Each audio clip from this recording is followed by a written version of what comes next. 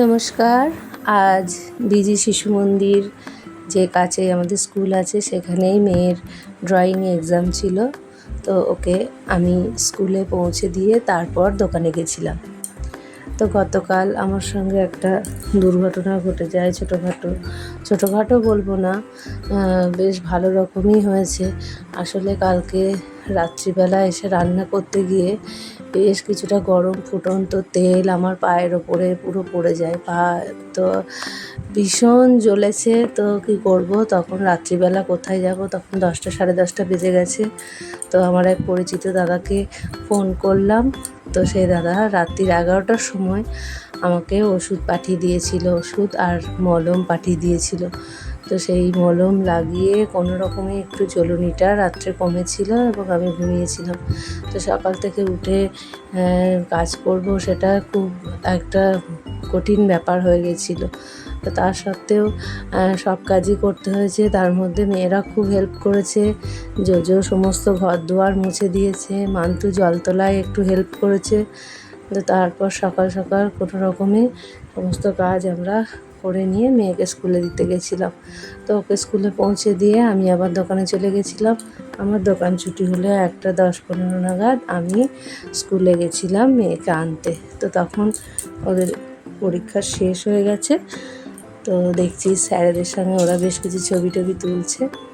তো তারপর ওকে বাড়ি নিয়ে এসে অনেকটাই বেলা হয়ে গেছে। এদিকে সকালবেলা আমার এক ভাই আমাকে ওদেরই পুকুরের একদম খুব টাটকা এই মৌরলা মাছগুলো দিয়েছিল, অনেকটা মাছ। তো এই মাছ পয়সা দিয়েও মানুষ পায় না, এত সুন্দর মাছগুলো। আমার বাবা এই মৌরলা মাছ খেতে খুব ভালোবাসতো। তো আমারও খুব ভালো লাগে মৌরলা মাছ, তো পাই না একদমই। তো এই মাছগুলো দিয়েছে। এই মাছগুলোকে আজকে একটু রসা করব আর তার সঙ্গে আলু সিদ্ধ দিয়ে দেবো। তো আলু সিদ্ধ দিয়ে দিয়েছিলাম। তো ওটাকেই ভালো করে একটু পেঁয়াজ ভেজে, লঙ্কা ভেজে ওটাকে মাখলাম। মেয়েদের খুব খিদে পেয়ে গেছিলো, ওরা সকালে কিচ্ছু খেয়ে যায়নি, একদম না খেয়ে গেছিলো। তো সেই জন্য তাড়াহুড়ো করেই অন্য আর কিছু রান্নার অনেক সবজি ছিল কিন্তু করলাম না, কেননা করার মতো সময় ছিল না। তো মৌরলা মাছগুলো একটু রসা রাখবো, কেননা ডাল করছি না।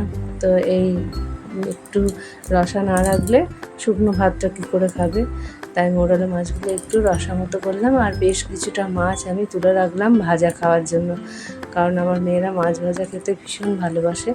তো ওদেরকে ভাজা মাছ কিছুটা দেবো আর এই মাছটাকে একটু রসা রাখলাম, একদম শুকনো করলাম না, পেঁয়াজ দিয়ে। তো এই দিয়ে আজকে দুপুরে আমরা খাবো।